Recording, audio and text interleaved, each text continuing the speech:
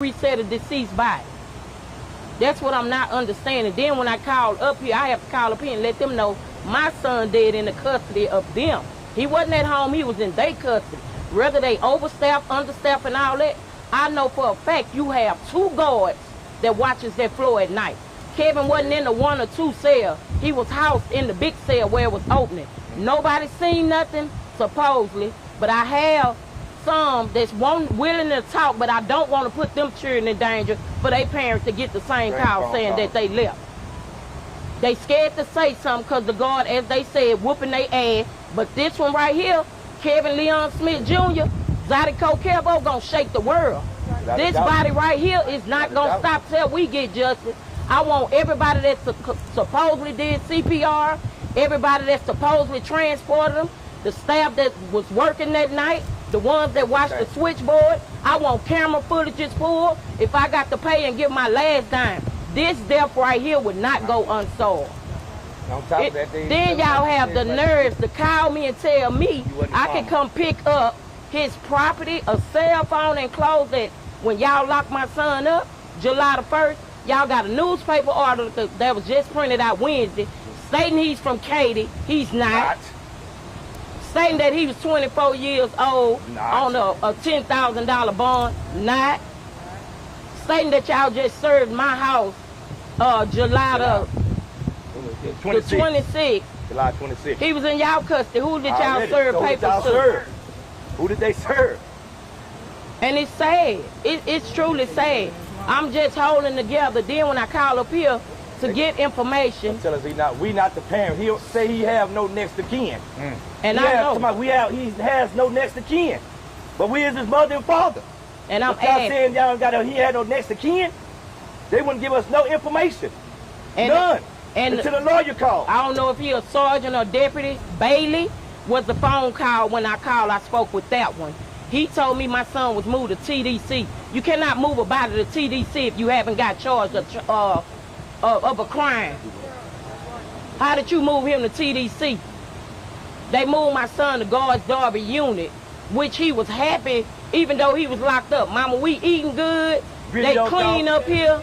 I was able to see my son. He let them talk to him, had a pad, they could talk, we could see my everything. My son gets shipped. He gets shipped back to Harris County custody, and I find out he dead. Y'all not even giving these people hygiene stuff. Even when I was doing commissary, y'all wasn't even giving him his package. Saying it wasn't even went through. Wasn't getting nothing. He called and said, Pop, I ain't get it. Yeah, it's there. We sent it. But he kept saying he ain't get it. He wasn't getting nothing. This one right here is it's hard. And the only thing y'all look at is, oh, look what he charged with, this and that. Yeah, but y'all ain't prove him guilty. A guilty person wasn't coming home. I don't give a damn if he sat out here and shot 9 people. At the end of the day, they don't give nobody no right to take nobody.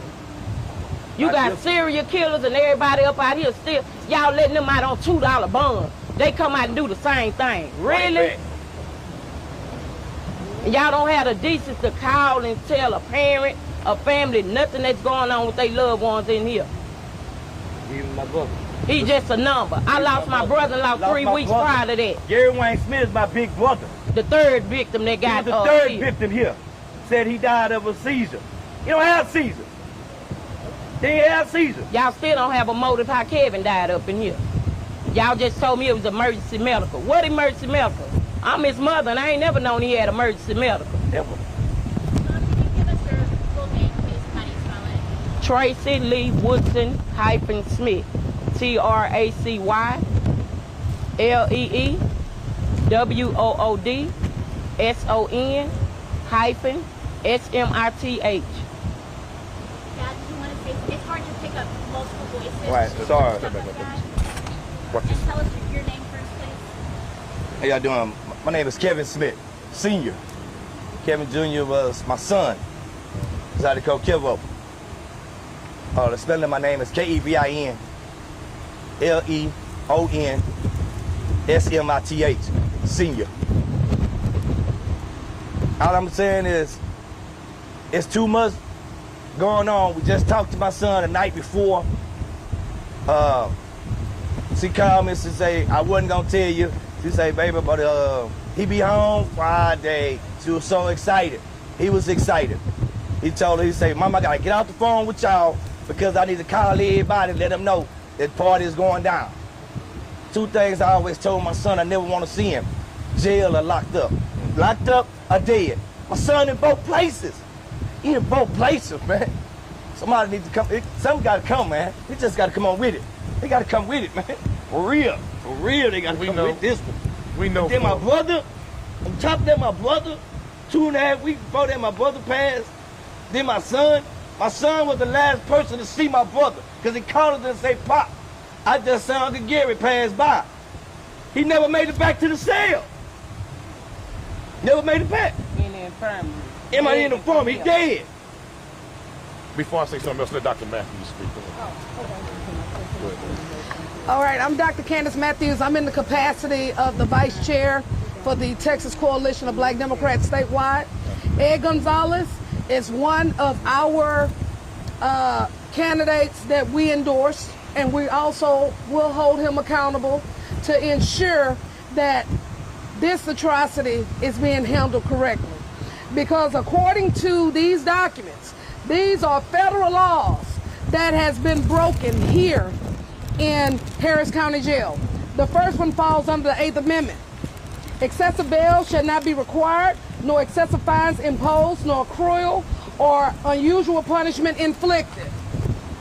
Now, I'm going to go directly to the Government Code, Title 4, Executive Branch, Subtitle G, Corrections, Chapter 501, Inmate Welfare, Chapter A, General Welfare Provisions, which is Section 501.055, Report of Inmate Death. Part C, if an inmate dies as described in subsection B1, the department or an authorized official of the department shall immediately attempt to notify the next of kin of the inmate that the inmate has died. State the time of death of the inmate and inform the next of kin that unless the next of kin objects to the department's within 8 hours of the stated time of death, an autopsy will be conducted on the inmate. Well, clearly this law was broken because she received calls from random people on social media. So that's what we're doing in Harris County. We just calling folks on social media and not calling officially within that 8-period time frame according to federal law.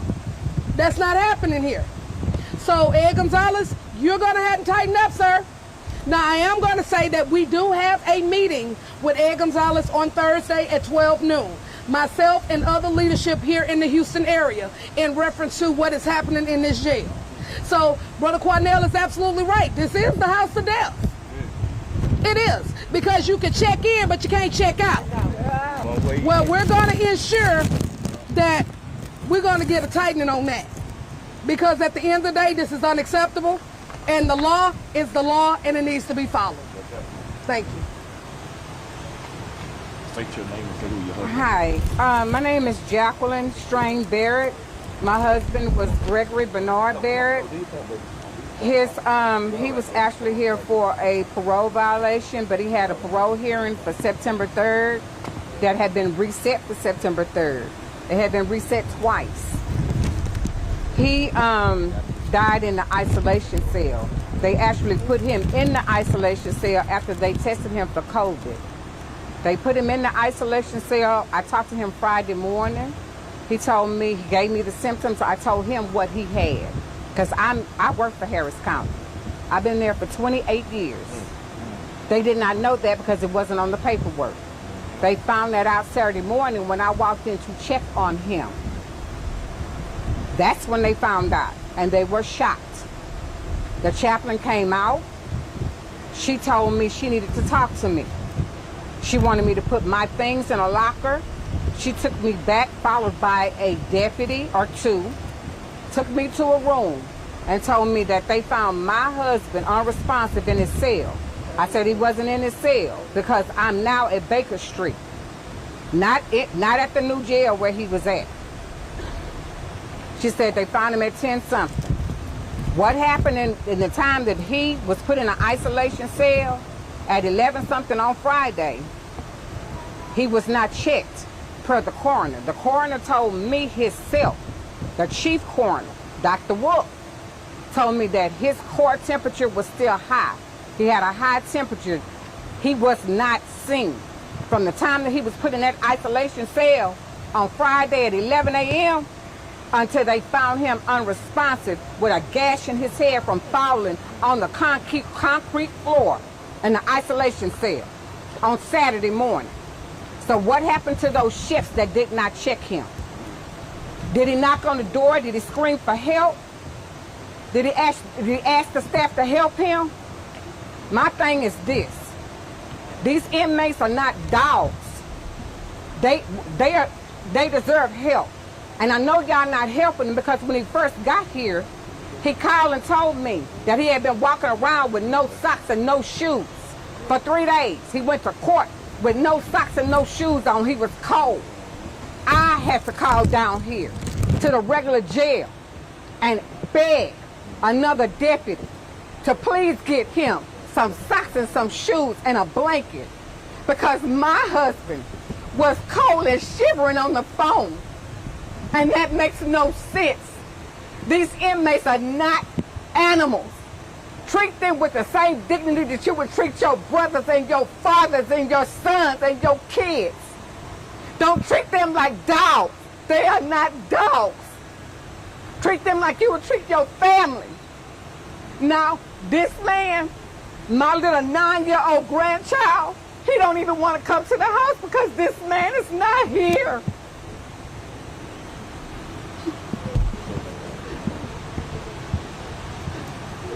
I definitely want this brother to tell his story of what happened to him in this jail. Come over here, brother.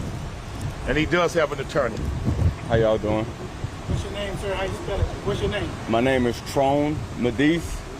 Spell it, Born too. My name is Tron Medice, spelled T-R-O-N. Last name Medice, M as in Mary, A-D-I-S-E. M-A-D-I-S-E, Medice. So I was attacked while in Harris County. I came to jail on a weapons charge, just trying to protect myself because the job that I was working at, the place on side of it was robbed 3 times since I was there. But anyway, I get to the jail. I'm in for a while. But what happened, the officer must have mistaken me for somebody else, grabbed me, and I wrote him up because he twisted my arm. So when he found out I wrote him up, I got written up. And I was transferred, and the officer that I wrote up, transferred me to the murder tank, which they call the murder tank, and it was already on quarantine. So no one was even supposed to go in that cell. He forced me to go in that cell after I told him I didn't want to go in there, but he told me I had to go in there, and he made me go in. Upon being in there, I wasn't even in there long.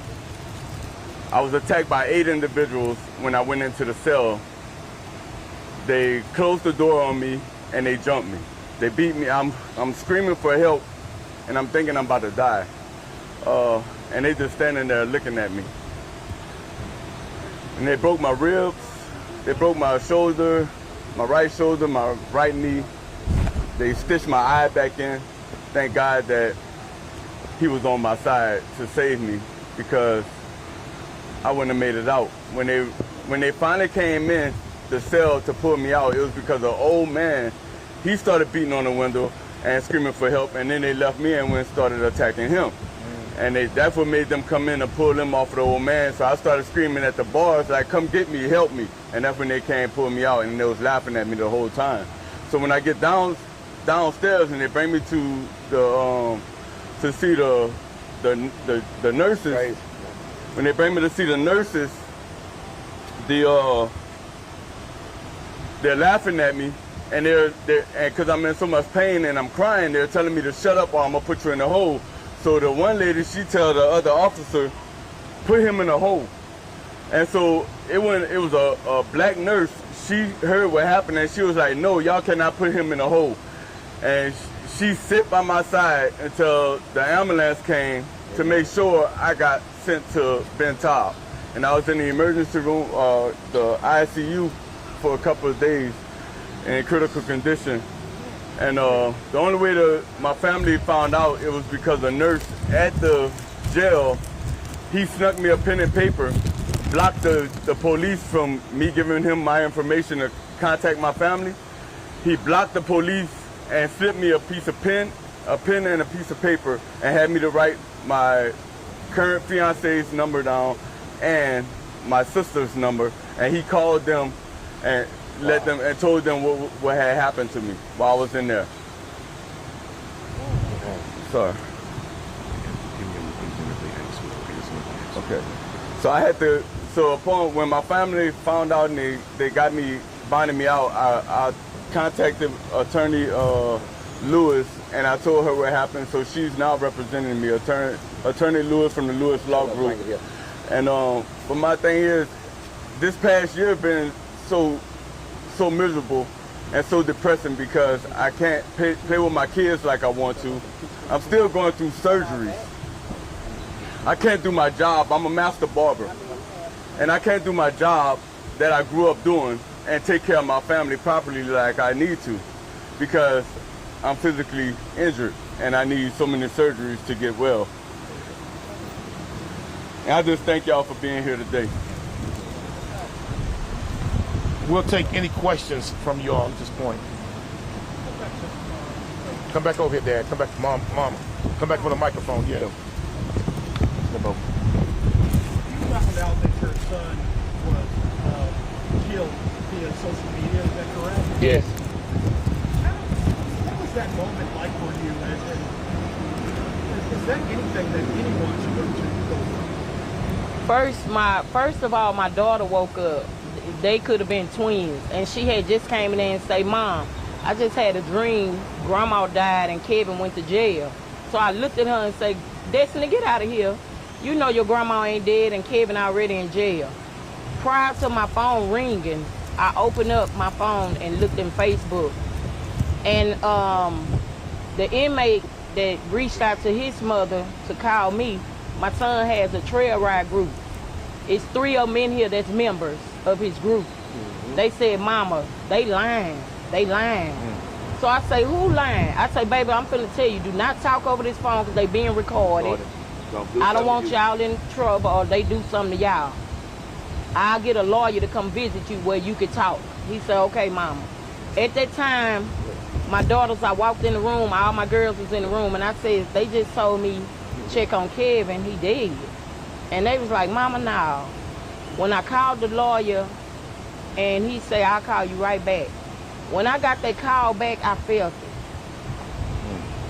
I'm hurt my son gone, but the hurtest part is he was in y'all custody, and an outsider had to call me. Y'all don't even have the decency to even reach out to the family and let them know. At this point, this is baby right here. 2-year-old daughter. Y'all looking at her, this is exactly how my son look. This him. This him. This is twin right here. This the hurting part. This baby wakes up now. She feels something. This morning she wake up, call my daddy, call my daddy. He calls her every day from jail. Every day. If he can't reach her, Mama, call my baby. So just to tell this baby she ain't got no daddy, I mean, it's hurting me. I'm his mama, but at the end of the day, she 2 years old. She don't know. When she get older, we got to tell her your daddy died in Harris County. That's hurting. You took that from us. You took my baby. And the point to have no remarks and say nothing about it. And then what's getting me, the allegations y'all putting on the paper and saying, oh, he had an asthma attack. I know for a fact my son didn't have an asthma attack. While they was transporting line and say his body was already over here at the forensic, it wasn't. I literally got the funeral home to go get my son's body.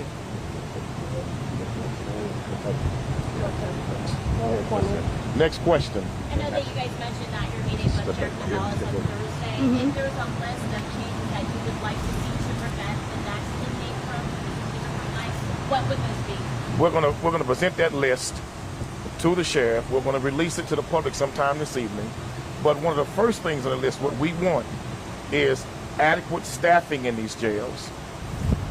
2, we want adequate notification according to state law and according to federal law of when loved ones are to be notified and how they're to be notified. And 3, we want an outside agency to be contracted by Harris County Commissioner's Court to investigate the allegations of abuse, wrongdoing, and murder in the Harris County Jail. We cannot trust them to investigate themselves. We want an outside agency that's paid by the Commissioner's Court of Harris County to investigate all these deaths and killings and beatings in the Harris County Jail. You just had a deputy arrested yesterday and indicted yesterday. A deputy just got arrested for beating the hell out of one of these inmates. But that's not the first one in the last several months. It's happening over and over and over again in this jail. And it's only because the Department of Justice has not stepped in and took over this jail. And it's only because no outside agency that will make their report public immediately. We want it 3 days after they complete it to be made public to the public of what's going on inside this jail with allegations of abuse, wrongdoing, and murder. Ultimately, the buck stops with the Harris County Sheriff. It seems like it's systemic when you have nurses laughing at inmates who have been injured and different deputies treating different people in different ways. Shouldn't there be greater accountability for the Harris County Sheriff? And do you think that he should step down in some capacity, seeing that this is a repeated thing that has happened over and over again since he's been sheriff? Let me say this to you.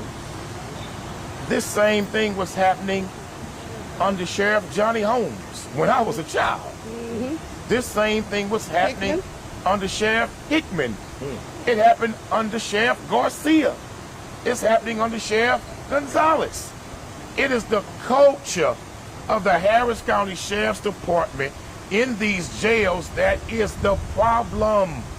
That's the problem. They honestly believe they can beat the hell out of inmates and get away with it. They honestly believe if they kill one of them, they can cover it up and the system will protect them. So Sheriff Gonzalez is a product of that culture. And that's why an outside agency needs to step in and take over the leadership of this jail. Because taking somebody else from among the ranks of that same culture ain't gonna fix this problem. We need a real agency to step in like the Department of Justice, the Civil Rights Division. Investigate this jail for human and civil rights violations and let the truth fall where it may, and then let's determine who's the most qualified that can be put in place to govern this jail.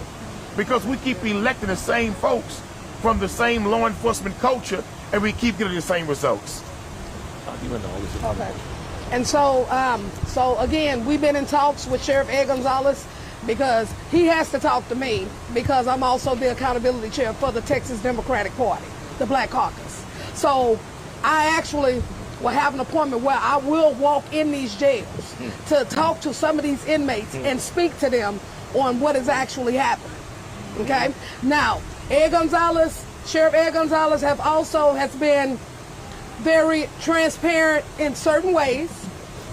He's been very to the fact where he's in open arms for suggestions and things that can be done in his jail. Because I did let him know that you have to drain the swamp of these corrupt people that's working for you. You have some of these people in here that are white supremacists that's hiding behind the badge. And you have to be able to drain this out of here. So in order for us to help you, you got to help us help you. Because if not, then we'll fire you at the polls and get somebody else here. So that's kind of where we are right now. So on Thursday, we'll be meeting with him, like I said again, at 12 noon. Myself, LULAC, and other political organizations, so we can get to the table and get to the handle of what this problem is. So are there any other questions before we conclude this press conference? Thank you for your time. This press conference is concluded.